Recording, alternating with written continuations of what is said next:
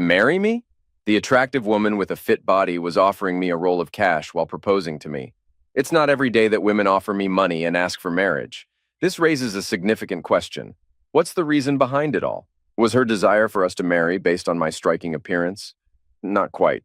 While I was reasonably fit and stood just a bit over 5'6" my looks were far from remarkable, more like your average Joe. I had a forgettable face, blending into the masses without a second glance.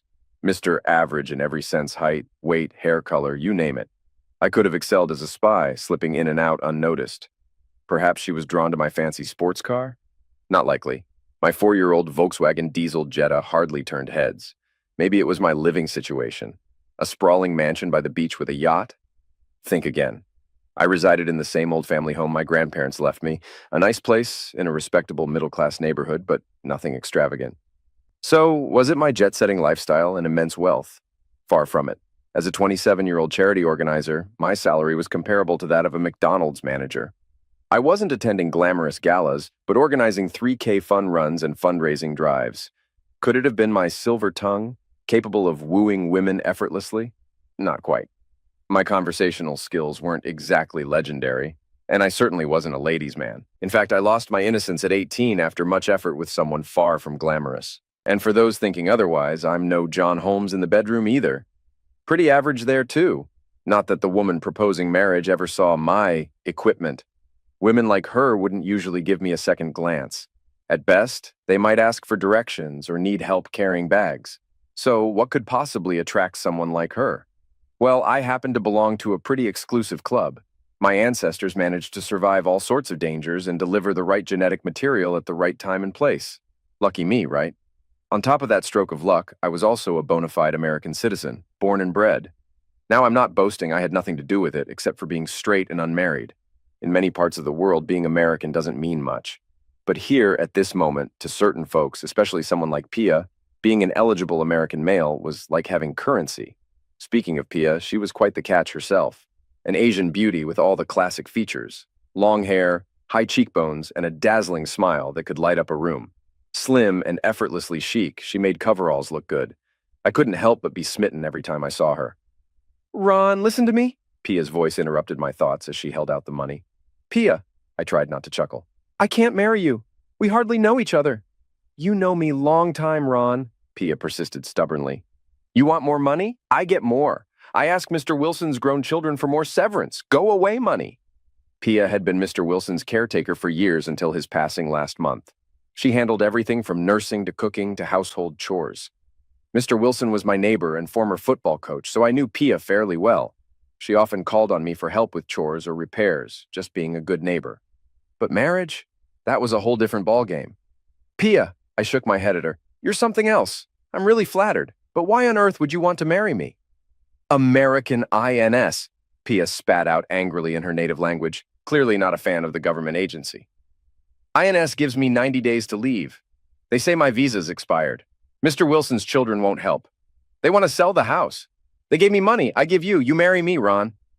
"Pia, it's not about the money. You can't marry someone you don't love. Trust me, there's someone out there who'll love you. With your looks, you can have any guy." Pia waved her hand dismissively. "Ron, I don't have time for love. I need a good man, and you're a good man." "Pia, you want to spend your life with someone you don't love?" I asked.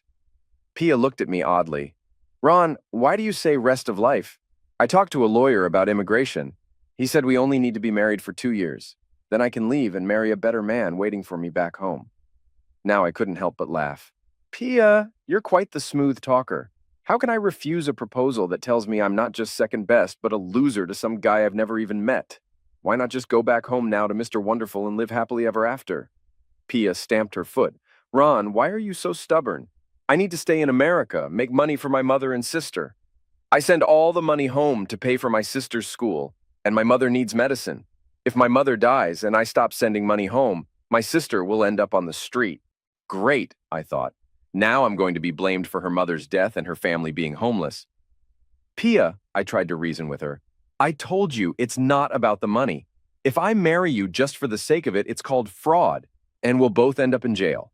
How will that help your mom and sister if you're locked up in an American prison and then deported?"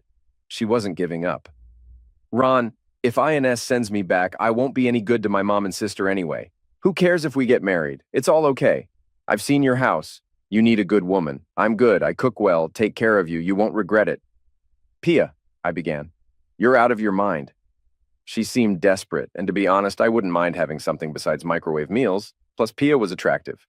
I tried to let her down gently. This conversation wasn't going anywhere. Let me think about it. We'll discuss it later. I hoped Pia would forget about this crazy idea, or I'd just avoid her. Pia surprised me by thrusting the roll of bills into my hand. Ron, you need to decide quickly. Mr. Wilson's children want me out by the weekend. I pushed the roll of bills back to Pia. Listen, Pia, I'm not taking your money. I turned and walked back to my house. I didn't need Pia's money. Not many people knew, but I was a trust fund beneficiary.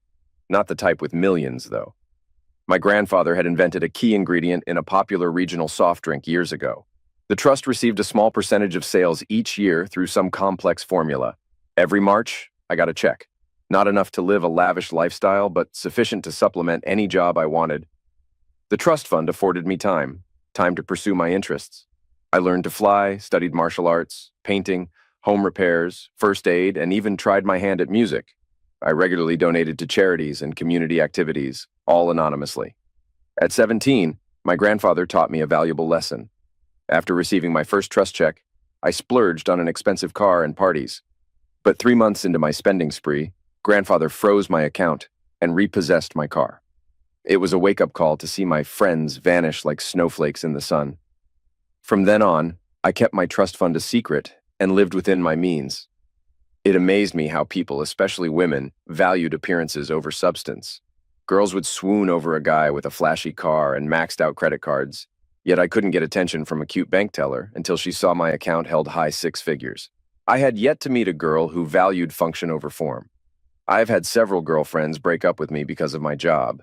It's not unusual to hear, "Ron, you're a nice guy, but you have such a boring dead-end job. You're not going anywhere, and I deserve better." I did all right with hookups. Never had to pay for them, yet.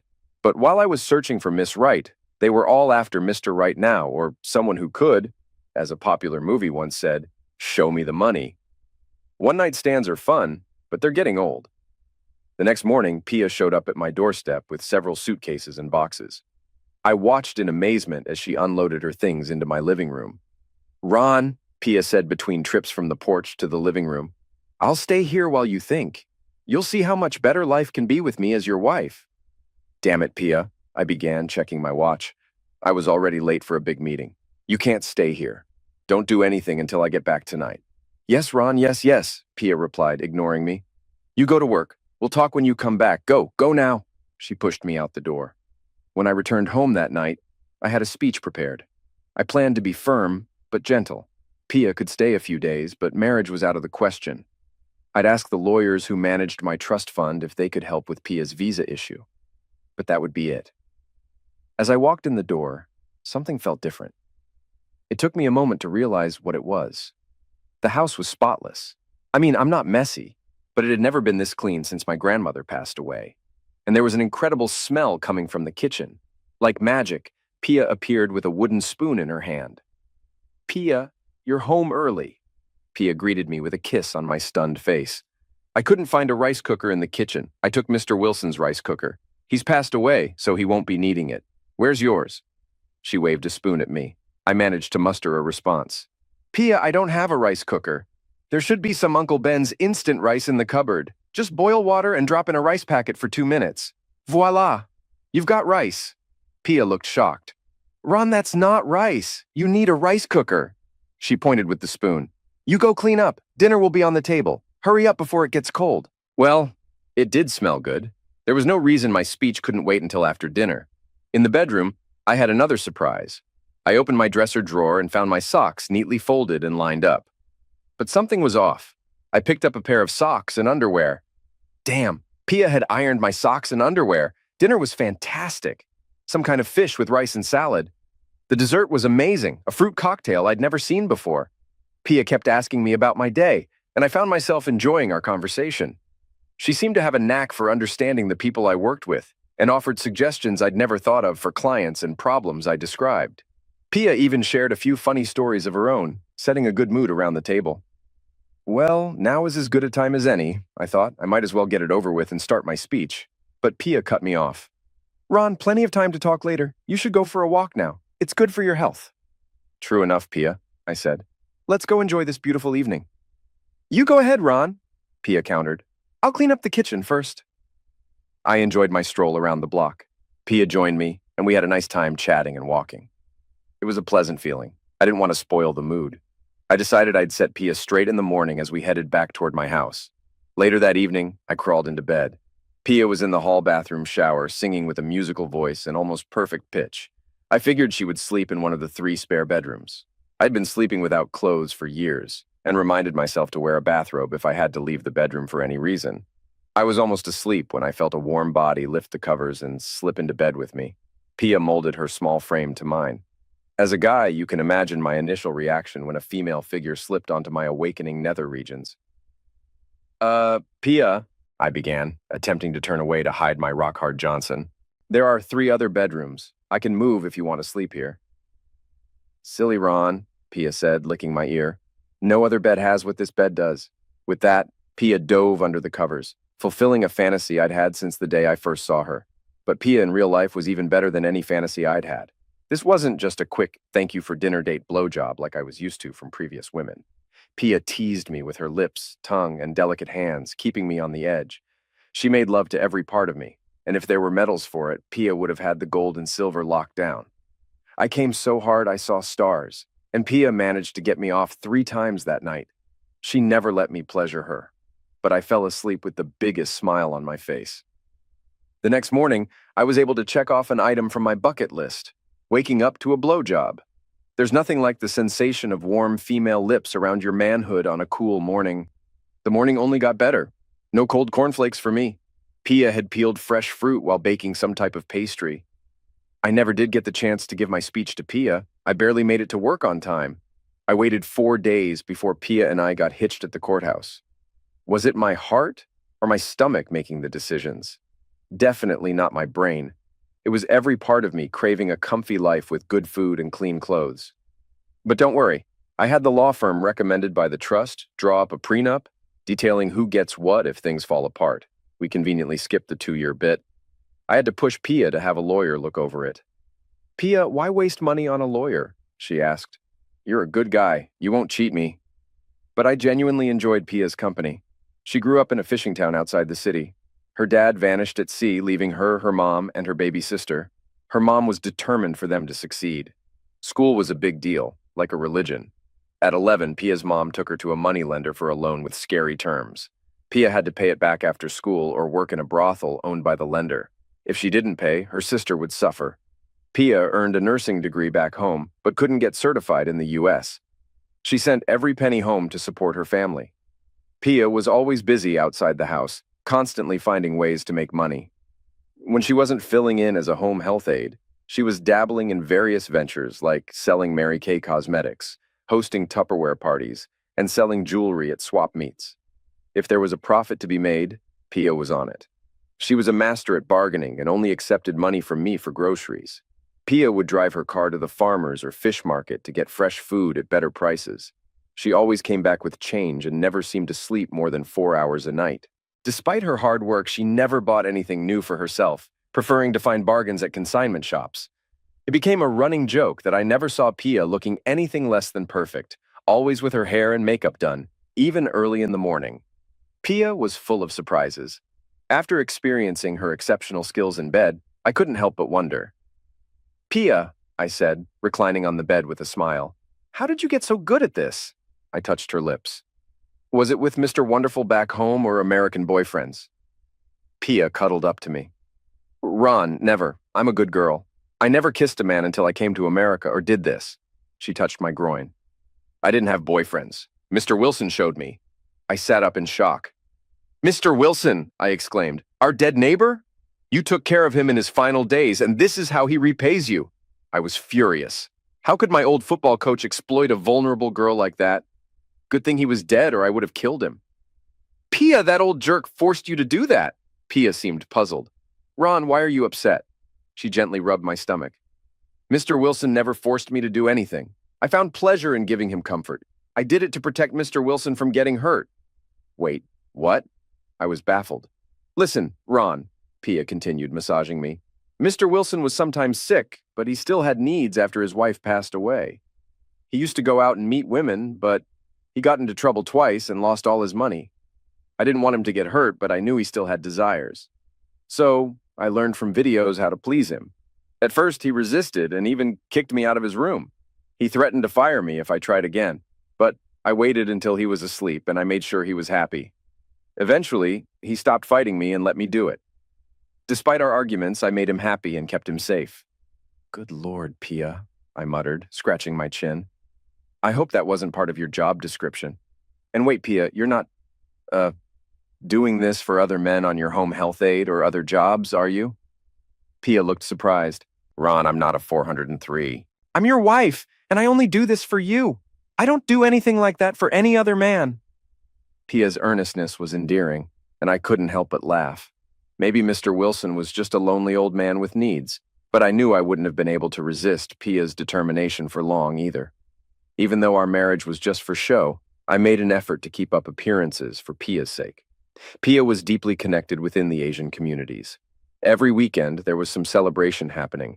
Weddings, baptisms, birthdays, you name it. Pia had turned networking into an art form. She seemed to know everyone and everything that was going on. But what I really enjoyed about these gatherings was the people and their outlook on life. They didn't live to work, they worked to live. Sure, they worked hard. Most of them had multiple jobs. But family and friends always came first, not the career ladder or corporate hustle. I found more joy in a backyard barbecue with Pia than in any fancy party.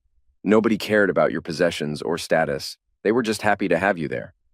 I knew I would miss this sense of community when Pia and I parted ways. Our 2-year agreement was nearing its end, less than 2 months away. I had quietly instructed my lawyers to prepare the divorce papers.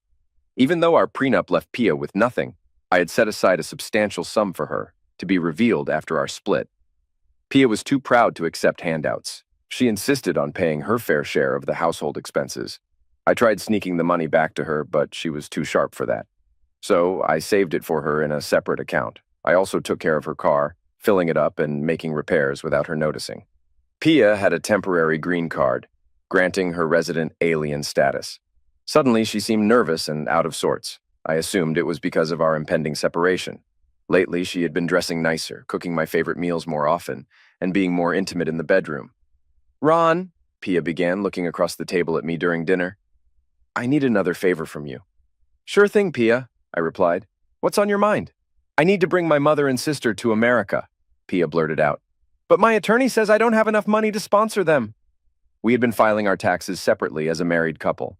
Most of Pia's income was cash, and she'd readily give it away to friends for various needs, but she hated the idea of handing it over to some government entity she didn't trust. Pia, I chuckled. I warned you that unreported income might come back to haunt you someday. What do you want me to do about it? Why should I give money to those crooked politicians? Pia had a low opinion of government officials, like many people worldwide. They say I need your job income to sponsor my mother and sister.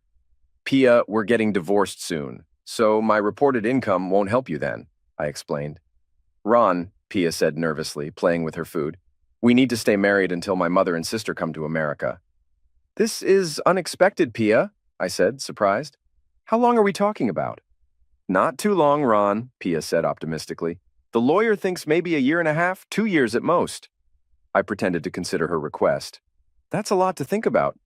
What does Mr. Wonderful, the fisherman back home, think about this delay? Pia waved her hand dismissively. Family comes first. He understands. He'll wait for me. For me, it wasn't much of a choice. Go back to microwave dinners and laundry duty while chasing indifferent ladies, or continue my fantasy life with Pia a little longer. I sighed dramatically. Okay, Pia, I guess we can tolerate each other a while longer. Pia's face lit up with her classic smile, and she returned to her meal. Under her breath, I heard her say, Thank you, Ron. About 6 months after that talk, things took a turn for the worse in our relationship. I was at a local sports bar hosting a fundraiser for my old college team, which surprisingly was having a winning season. In the past, my alma mater wasn't known for sports, but it had been a rebuilding decade. The bar's manager and assistant manager were alumni of the opposing team, and a betting game ensued among the patrons, with drinks and money wagered on every aspect of the game to be donated to charity. I'm not much of a drinker, usually sticking to a beer or a glass of wine with dinner.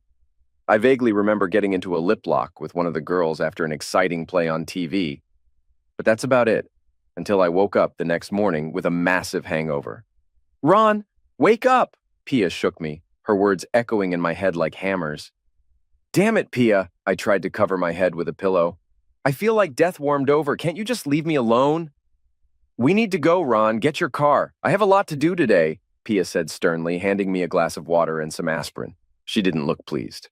After stumbling out of the shower, Pia dragged me to her car to drive to the sports bar where my car was parked. Pia was unusually quiet. About halfway there, she couldn't hold it in any longer.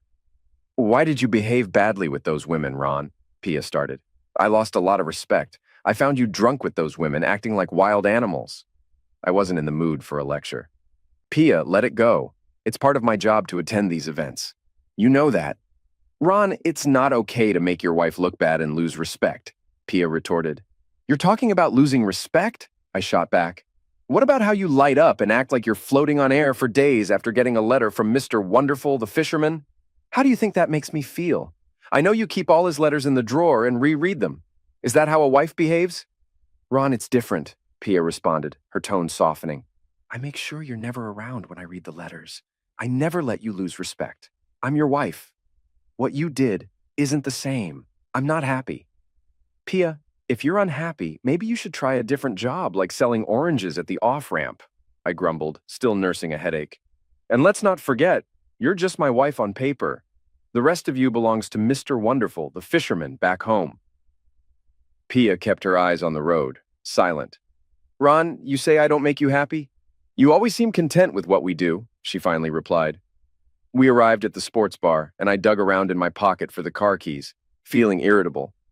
"Look, Pia, most of the time, you do make me happy that way. But this 2-year dry spell is the longest I've gone without real closeness.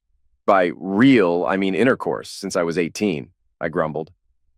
Pia didn't respond as I got out of the car and slammed the door. The next day, a power outage closed our office early. Pulling into the driveway at home, I was surprised to see Pia's car there. I thought she had a home healthcare job today. Climbing the stairs to the bedroom, I heard sounds that sank my heart. Muffled, unmistakable sounds of closeness. They weren't sounds Pia had ever made for me. The rhythmic slaps. A deep male voice encouraged her to go deeper. Well, there goes her vow to save herself for Mr. Wonderful or anyone else. Guess we both got screwed while neither of us got to screw, I bitterly thought.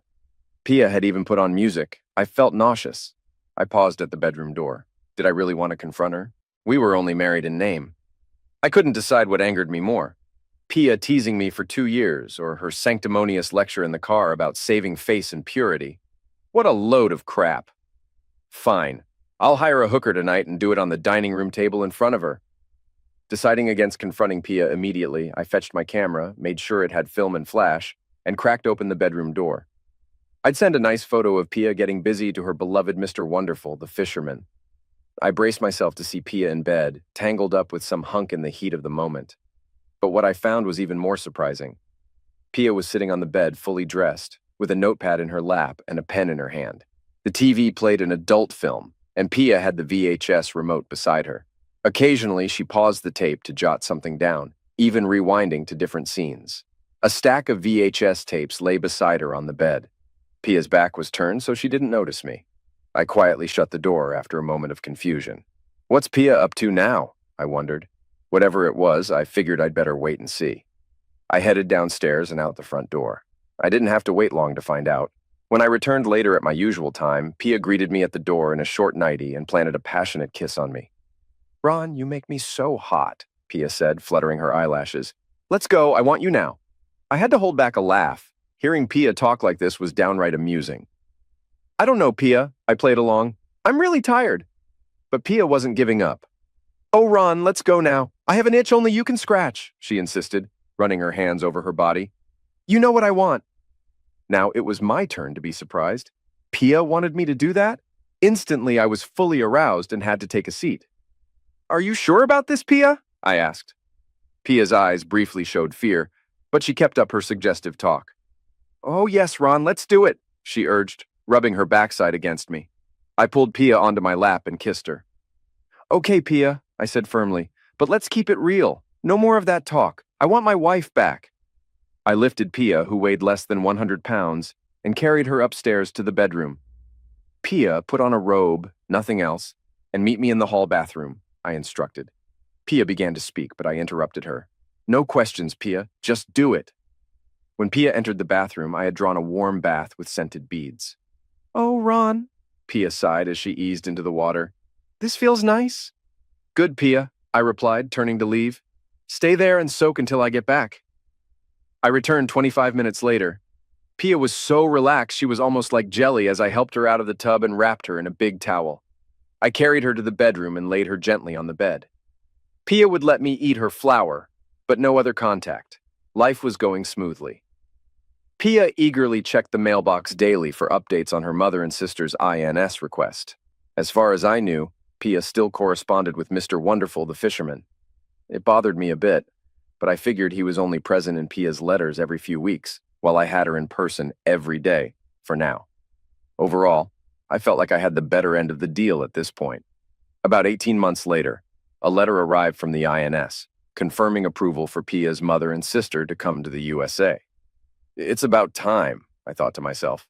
The INS required a ton of paperwork, even more than when Pia and I were married. There was always another form, document, or record to be filled out, and always in triplicate, of course. After reading the INS message for a moment, I considered destroying the letter, but quickly dismissed the idea. Pia had always been honest and had done her best to uphold her end of the agreement.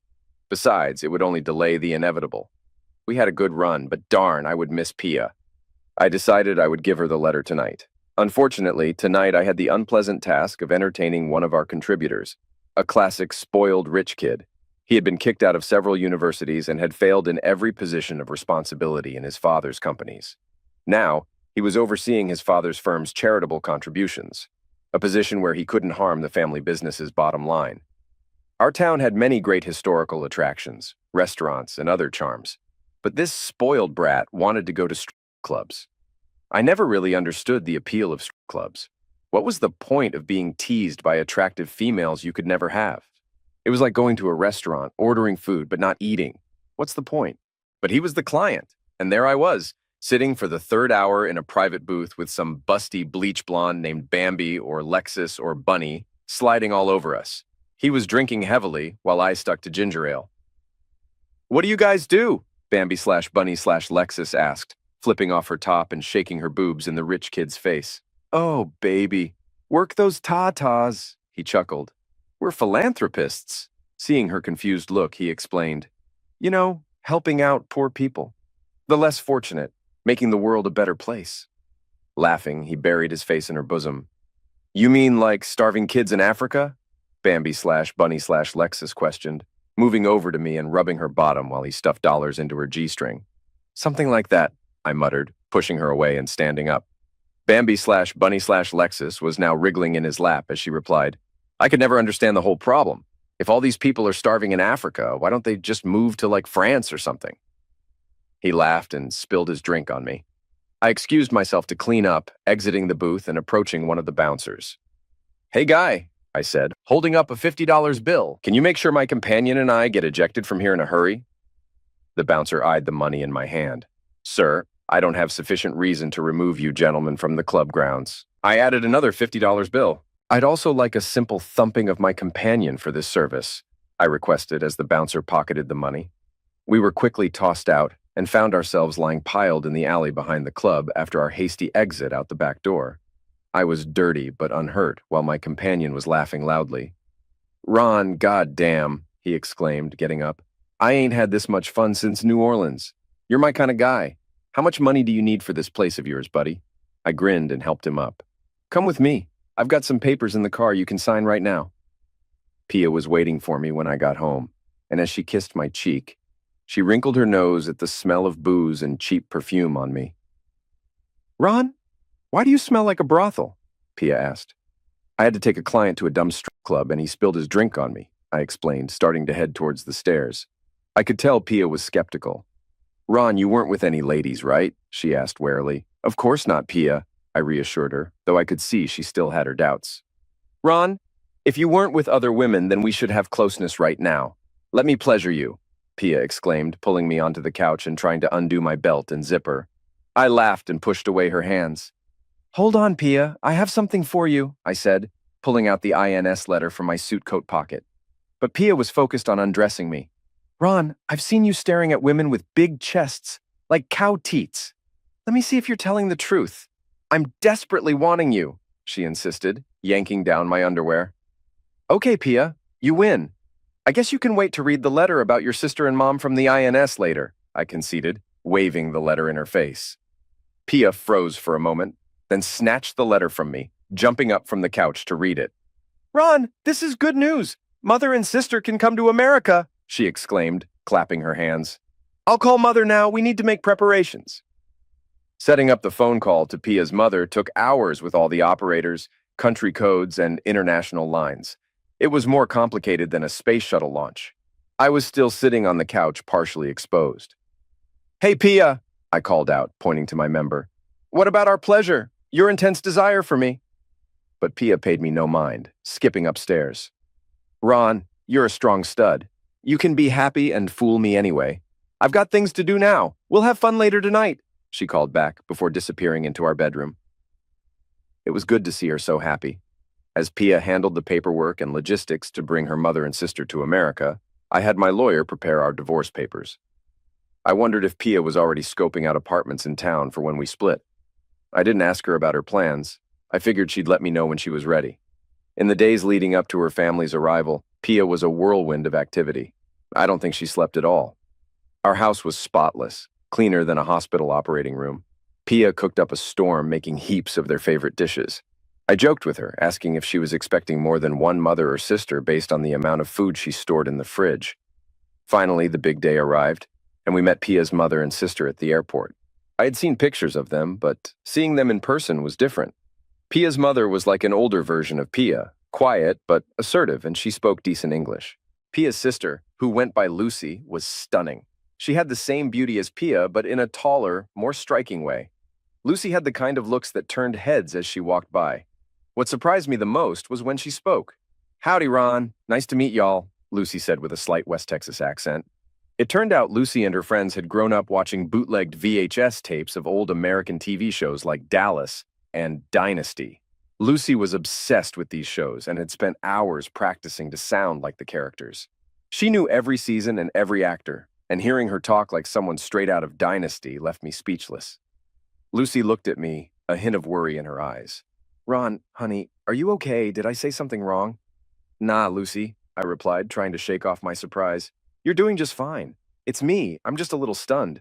Really glad to meet you too. I was grateful that Pia intervened. Ron, close your mouth. You'll catch flies. Load up the luggage in the car. Let's head home. While I packed their things, Pia, Lucy, and her mom chatted away in their native language. Mom and Lucy settled in smoothly. Then came my second surprise. Mom took over cooking duties. She was an incredible cook, able to turn anything into a delicious meal. Her cleaning skills put Pia's to shame. I was amazed to see my old running shoes looking brand new one day. I dreaded going back to life before Pia.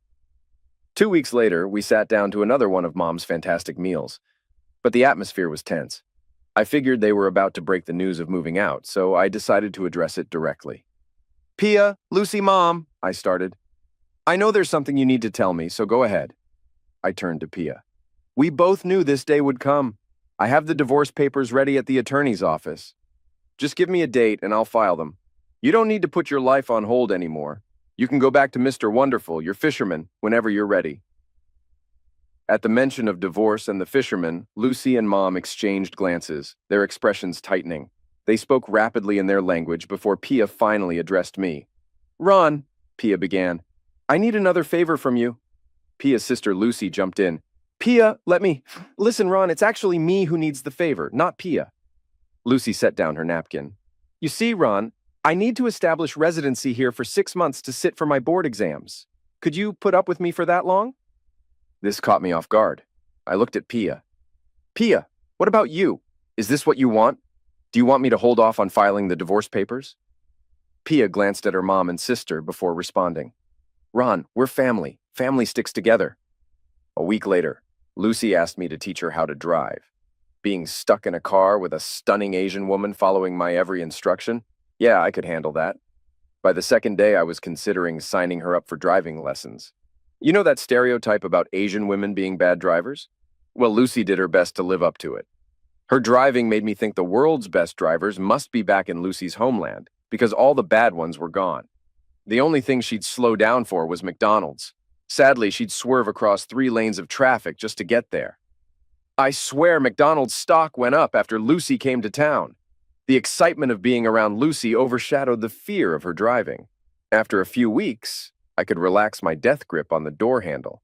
And after the second month, I could even breathe normally when Lucy merged onto the freeway. Sure, the lessons lasted longer than expected, but I discovered Lucy had brains to match her beauty. Like Pia, she was a good conversationalist and could hold her own in discussions. Then one day, while we were chatting in the car, Lucy dropped a bombshell. "Ron," she said, eyes fixed ahead, "I have to tell you, my sister Pia is as clueless as they come." "Whoa, Lucy," I chuckled. "That's no way to talk about my future ex-wife." "That's exactly what I mean, Ron, honey," Lucy persisted. "I can't believe Pia's ditching you for that guy back home." "Lucy," I replied, more serious than I felt, "Pia and I had an arrangement. It worked out for both of us." "Ah, bull," Lucy shot back. "You're in love with Pia, and Mom and I can see it. I think Pia loves you too. She just doesn't realize it. I told her the day she lets you go, I'm swooping in and never letting you get away." With that, Lucy took one hand off the wheel and ran her finger up my thigh to rest on me. "Keep both hands on the wheel, Lucy," I snapped. Lucy quickly removed her hand from my groin and returned them to the proper positions. After a brief silence, Lucy spoke up. "Sorry, Ron, I didn't mean to grab you. I've never really been with a guy before, so I'm not sure how to act. Mom kept a close watch on me. I just wanted you to know what's up." I eased up before responding. "No problem, Lucy, no harm done. So, how did Pia react when you told her you were into me?" "I didn't think she'd care, considering she has Mr. Wonderful the fisherman waiting for her back home." Lucy visibly relaxed. "Ron, my sister Pia freaked out when I mentioned I was interested in you. She acted like I was about to take her virginity. We had a huge fight, and even Mom got involved." I was puzzled. Why would Pia be bothered? "Lucy, I'm surprised she's bothered. Pia has been pining for her fisherman back home like a starving man craves food." Lucy clenched her jaw. "Ron, I need to tell you something, but you have to promise not to tell Pia." "Can't do it, Lucy. Pia's still my wife. I don't keep secrets from her." Lucy tightened her jaw again. "Dang it, Ron, I can't spill the beans then." We drove in silence for a while longer. Eventually, my curiosity got the best of me. "All right, Lucy, I promise not to spill to Pia. So, what's the deal?" I urged. Lucy pulled into a parking lot and expertly backed into a space just like I'd taught her. "Ron, Pia's boyfriend back home, the fisherman? He's got 2 kids with 2 different women and they don't even know about each other. The guy's a sailor with a girl in every port." I couldn't help but chuckle. "Wow, Lucy, that's some news. But you need to tell your sister it's not fair to keep her in the dark." Lucy turned off the car. "Ron, nobody knows this, not even Mom. And honey, it gets worse. The guy Pia wants to spend her life with, he doesn't mind spending long nights away from home on a boat full of guys. He's quite popular with the other fishermen." I slammed my hands on the dashboard. "Lucy, are you saying he's bi? Plays for both teams? This is a lot to take in." I paused, pondering. "You've got to tell Pia, Lucy. You can't keep this from her. So is this just hearsay, or do you have any evidence?" Lucy hesitated before responding. "Ron, I was interning at the hospital when he brought in a girl with a baby. The kid looked just like him, and he claimed paternity. A month later, same story at a different hospital with a different girl and baby. I asked around, and the girls live with their parents while he stays at one house or the other when he's not on the fishing boat." Lucy looked away. "As for the guy thing, he's not gay. It's just guys being guys and making do. There aren't any women around on the fishing boat. He doesn't seem bothered by it. It's common knowledge." "Lucy," I said firmly, meeting her gaze, "you have to tell Pia." "No, Ron, Pia won't believe me. She's stubborn and still sees him as her high school sweetheart. But that was ages ago," Lucy replied, pausing. After a moment of silence, she continued. "Actually, Ron, I changed my mind. You can tell Pia if you want." Lucy started the car, and we headed home in silence. I was lost in thought. Should I tell Pia? Would she trust me?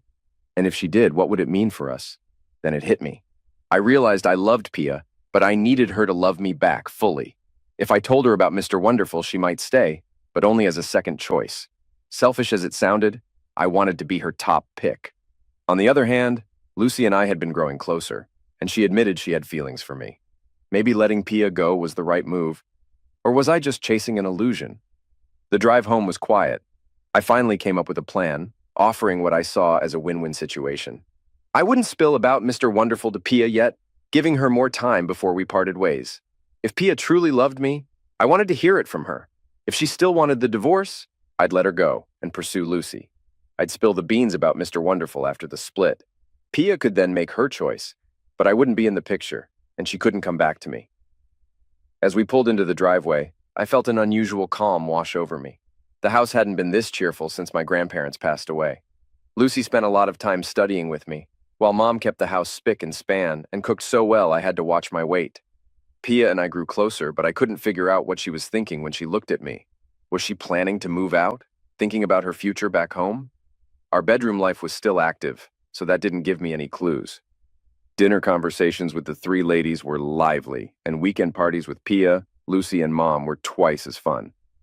There wasn't much I could do, so I waited for Lucy to finish her test and kept the divorce papers updated with my attorney. It all depended on Pia's next move. On Lucy's test day, Pia was home while Mom was out shopping and I was working in the den. Pia came to get me, and I thought she looked teary-eyed. This might be it, I thought, expecting the worst. I figured Pia waited for us to be alone to spare my feelings. When I entered the bedroom, Pia was sitting on the bed, looking tired but still beautiful. There was an envelope addressed to Mr. Wonderful, the fisherman, beside her, which was odd because Pia usually kept those letters private. It was no secret that she corresponded with him, but I stopped asking about the letters when I started developing real feelings for her. Ron, Pia began, taking a deep breath. I've told him, she said, pointing at the letter. I don't want to be his wife anymore. I wish him well and am throwing out all his old letters. I want to be your wife if you'll have me. Why now, Pia? What changed? I asked. Pia, I didn't change. You changed me. You made me love you. Pia embraced me tightly. I always knew you were a good man. Mom warned me not to let you go, and then Lucy expressed her interest. Now I see what everyone else sees. I gently pushed Pia away. Staying with me because your mom or sister wants it isn't a good enough reason, Pia. I'm not a toy you keep just because your sister thinks I'm valuable. Pia shook her head. No, Ron. Lucy helped me see what was right in front of my eyes. What you've done for me and for our family is what a true husband does out of love for his wife. It's all about actions, not pretty words and promises on paper from far away. Pia, gratitude is nice for pets, but it's not a solid foundation for a lasting marriage, I told her. It was just gratitude when you agreed to help me, but now it's love, Pia insisted. Okay, Pia, since when? I wondered if Lucy had told Pia about Mr. Wonderful back home, and if I was just a consolation prize. Pia settled back on the bed. Ron, I realized I started loving you last year. I didn't care if the letters came. Sometimes when I didn't feel like writing back, it was because of you. I looked forward to our time together. I even kept finding reasons to put off the divorce. We may not have much money, but we have each other. I'll do everything I can to make you happy. Pia seemed genuinely sincere. It was decision time. I had to choose a path. I kissed Pia deeply, and she pulled me onto the bed. Then she started to do the things. Now, Ron, I'll give you what you should have had a long time ago, Pia whispered in my ear. A study from the University of Texas once revealed that marriages built solely on romance often fail because partners have unrealistic expectations and little room for growth in the relationship. This contributes to the high divorce rate in America, but I figured Pia and I had a better shot since we had nowhere to go but up. Next month marks our 21st wedding anniversary. Pia slowed down a bit with our 4 kids.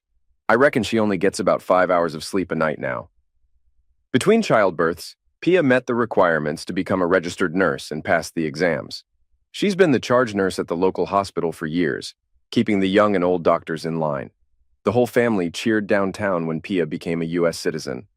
Her smile still brightens any room, and my love for her grows every day. I did mention my trust fund to Pia, but it didn't really change our lifestyle. As our family grew, Pia bought the house next door for Mom to live in. The kids love having Grandma nearby, and so do we. Lucy attracted a lot of attention when she started working, but she didn't go out much. Her frequent trips to McDonald's led her to meet, date, and eventually marry the manager there, a regular nice guy. When they filed taxes after getting married, Lucy found out he wasn't just the manager. He owned several McDonald's franchises. They'll celebrate their 17th wedding anniversary this summer with their 3 kids. Sometimes being regular pays off.